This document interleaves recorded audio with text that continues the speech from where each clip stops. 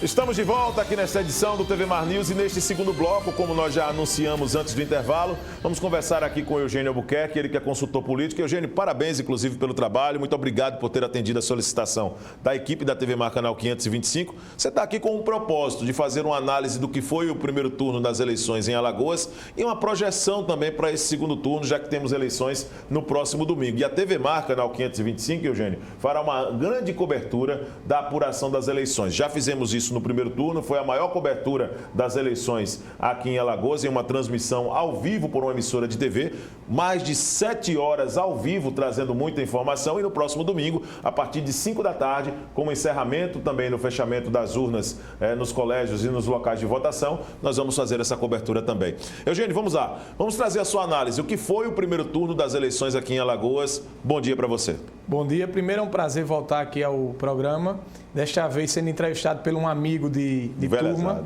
Quem não conhece, o Viderlan foi meu amigo em comunicação social pelo SESMAC.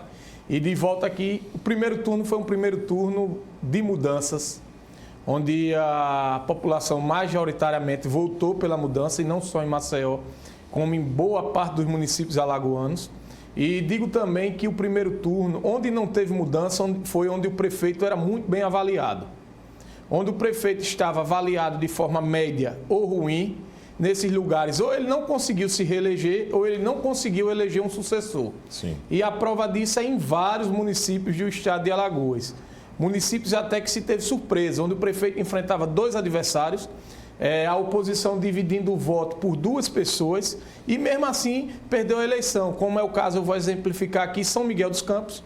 O prefeito tinha um adversário, Fernando Pereira, tinha um adversário, George Clemente, que ambos tiveram mais de 20% dos votos, e perdeu a eleição para o George Clemente. Viçosa é outro exemplo, onde o prefeito era candidato à reeleição com um adversário que era um ex-prefeito e um jovem que era o João Vitor, e o João Vitor ganhou a eleição.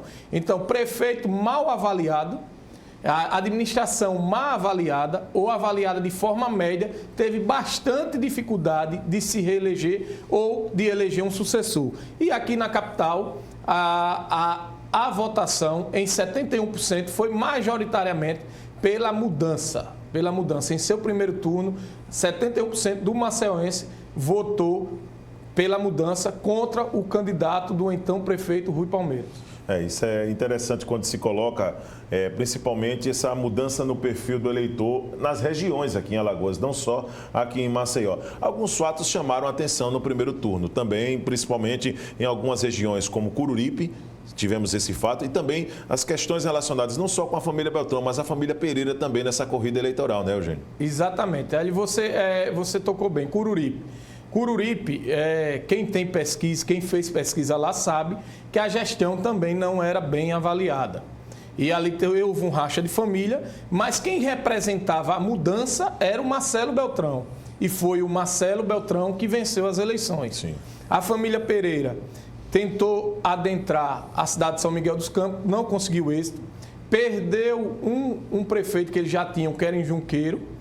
O candidato à reeleição, Carlos Augusto, perdeu a eleição e tentou adentrar na cidade de Palestina e acabou perdendo a esposa do ex-deputado estadual e o atual prefeito de Teotônio, Joãozinho Pereira. Tentou ser prefeita de Palestina e acabou perdendo para o candidato Jaime do Mercado, que venceu as eleições até com uma certa folga na cidade de Palestina. Essas 2 famílias, eu acredito que eleitoralmente foram as que saíram, a família Beltrão por parte do deputado federal Max Beltrão e a família Pereira por parte do ex-deputado estadual e líder da família Pereira, Joãozinho Pereira, foi a que mais saiu, digamos que eu possa falar, debilitada nesse processo eleitoral no primeiro turno. Eugênio, diante dessa situação, ainda falando um pouco do cenário lá em Cururipe, nós estamos acompanhando uma certa predominância de uma nova parte da família Beltrão em regiões como Jequiá, Feliz Deserto, Penedo e Cururipe. Isso significa também um momento de mudança para essa região, principalmente com a chegada de um novo grupo da família Beltrão nessas regiões aí? É o que esse eleitorado apostou. Buscou a mudança, pelo menos, de pessoas para o comando dessas cidades. Eu acho que o Marcelo Beltrão e o Márcio Beltrão, que são 2 irmãos, saem muito fortalecidos daquela região sul, mas muito, porque, como você falou, o Márcio conseguiu eleger o sucessor, que foi o Dr. Ronaldo Lopes, em Penedo. O Marcelo venceu em Fururipe. A esposa do Marcelo é a vice do Felipe Jatobá em Jequiá. E eles ainda conseguiram eleger a outra cidade que você falou. Feliz Deserto. Feliz Deserto. Então ele sai sim muito fortalecido, esse novo grupo político encabeçado por Márcio Beltrão e Marcelo Beltrão naquela região sul. Vamos falar um pouquinho das questões partidárias, Eugênio, pelo que você tem acompanhado como consultor político também. Essas eleições, elas marcaram também um certo enfraquecimento de alguns partidos, como, por exemplo, o partido do governador Renan Filho, o MDB, por exemplo, diante desses resultados nos municípios em Alagoas? O governador Renan Filho, ele elegeu bastante prefeitos no interior. Mas houve também um crescimento muito grande do PP, do deputado federal Arthur Lira. E considerando algumas cidades, o governador Renan Filho sai sim um pouco enfraquecido. Vamos considerar que ele já perdeu Arapiraca. Por mais que o MDB tenha eleito prefeito, todo mundo sabe, não é escondido de todo mundo que acompanha a política em Alagoas, do imbróglio jurídico entre o governador Renan Filho, o seu pai, senador Renan, e o prefeito eleito Luciano Barbosa, que tentaram impedir a todo custo que o prefeito eleito fosse candidato e acabaram, Viderlan, ocasionando o contrário. Quem era eleitor do Luciano Barbosa, com isso tudo passou a ser militante da campanha eleitoral do Luciano Barbosa e deram a ele uma vitória massacrante na cidade de Arapiraca. Então, pelo menos espera-se que Luciano não esteja mais no mesmo grupo político do governador Renan Filho. E é a segunda maior cidade do estado. Você vai para Rio Largo, o prefeito foi reeleito com uma grande votação e nós apontávamos isso em pesquisas registradas, porque a avaliação dele era positiva, que é o Gilberto Gonçalves, e não faz parte do grupo político do governador Renan Filho, é do PP. Você vai para Palmeira dos Índios, o prefeito é do PSB, é o Júlio César, reeleito também em pesquisa registrada. Nós já apontávamos isso com uma grande folga. E também não tem essa ligação com o Renan Filho. Em pequenas cidades, algumas ele foi muito bem, outras perdeu, o PP cresceu muito. Eu estava pensando no que dizer quando questionado sobre o governador Renan Filho. Ele vai tem um quadro, eu acho que é no programa Pânico da RTV, a sandália da humildade. Politicamente, se configurar a derrota do grupo do Renan Filho em Maceió, em 2021, pensando em 22, o governador vai ter que calçar a sandália da humildade e vai ter que ter muito mais diálogo com a classe política de Alagoas, se quiser se viabilizar para o cargo de senador em 2022. É claro que o xadrez político ele continua se movimentando para 2022 aqui em Alagoas, isso desde já. Né? Mas saindo do litoral sul, vamos para o litoral norte, Eugênio. No primeiro turno, como é que você avaliou as eleições na cidade de Porto Calvo, por exemplo? O que aconteceu ali? Porto Calvo, o candidato David era candidato à reeleição. Eu tinha até uma certa ligação lá. O David tinha um trabalho, mas teve também a candidatura da irmã do ex-prefeito Caíca. A irmã do ex-prefeito, o Caíca começou como candidato, não pôde ser candidato, tentou botar a mulher, que não pôde. E a conversa que eu tenho lá, em análise qualitativa, é que acabou sendo a última candidata, uma das melhores candidatas que poderia ser, que é uma senhora evangélica, que tinha uma popularidade grande na cidade, que tinha saído da cidade, estava com empreendimentos fora, mas que, digamos, mulher e sem rejeição. Sim. Nenhuma reta final, ela conseguiu fazer a curva, desempatar o processo eleitoral. A última pesquisa registrada que fizemos lá tinha um empate técnico. Ela conseguiu desempatar e vencer as eleições.